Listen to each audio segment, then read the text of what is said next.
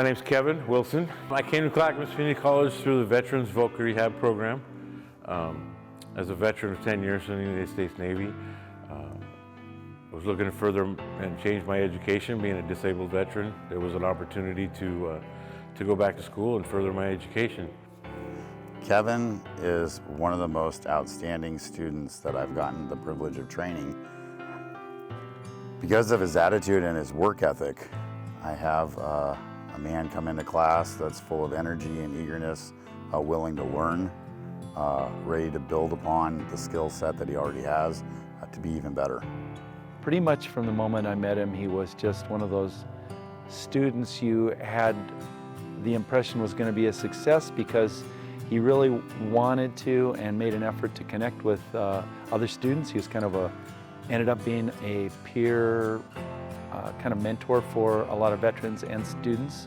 To be involved with the Vet Center, I tried to help anybody that was in there that maybe knew, didn't know the facility very well. I tried to show them around and show them what was available to them, help them get logged on to computers, that kind of thing. So when Kevin started, I was actually a little intimidated. Here's this journeyman welder fabricator that's enrolled in kind of an introductory level class. And I'm asking myself, what am I going to teach Kevin? He already knows all this stuff. We talked at the beginning, and he was sharing that he wants to learn the why. He wants the why question answered.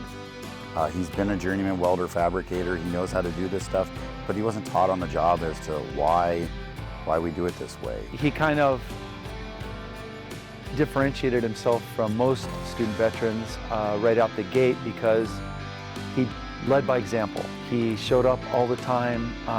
He involved himself in student groups in spite of the fact that he has tons of other obligations, both familial and career-wise. It's overwhelming to me to think about how much Kevin has overcome since he started taking classes. I felt like things were going along just fine, and then there was the fire, and he frantically left in a hurry to be with his family. So yeah, in mid-2019, I was faced with a very heavy challenge. Our house had caught fire and burnt down. Put my son in the hospital for 3 months in a medical-induced coma. We actually lost him for 15 minutes during that time. Should be tough to get through this. I thought that was more than enough. I remember following up with him summer term, seeing how he was just doing, and he was eager to keep going to school. And I'm like, are you sure you don't want to take some time off and be with your family? And I think this was part of the therapy to get through the struggles in his life. And he ended up just being not only a great example to me in terms of what student success looks like, but what he really ended up being an inspiration in terms of what human resilience, or the triumph of resilience in humanity.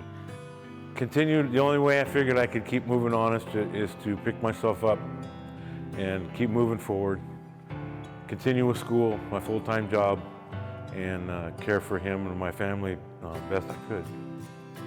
We went through COVID, and I thought things were like, isn't that enough? But wait, there's more. There's more to the story.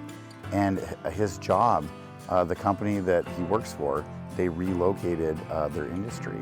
And so now Kevin found himself unemployed and still unfazed, driven, motivated, that regardless of all these obstacles, he's going to be a graduate. He's going to be CCC alumni.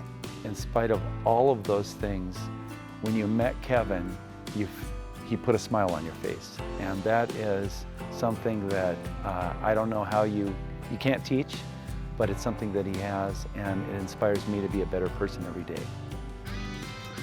Kevin, I just want you to know, thank you for enrolling in classes. Thank you for letting me be your teacher. It's been a real honor to be your teacher and be a part of your journey here. And I couldn't be more proud of you. Thank you, Kevin. I just say thank you, Kevin, for letting us be a part of your life. You're an inspiration. You're always patient with us. You're always patient with all the many lengthy veterans processes that we put you through.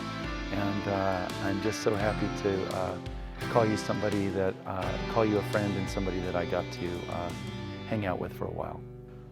So from everything that I've gained from all this, you know, I've had 25 years of experience in the welding field as it is. And to get my associate's degree is just one little star to cap it off. Hopefully I can come back here and possibly, you know, I look forward to being an instructor someday and to give back to the community, give back to, you know, pay it forward to the people behind me that have to keep this going.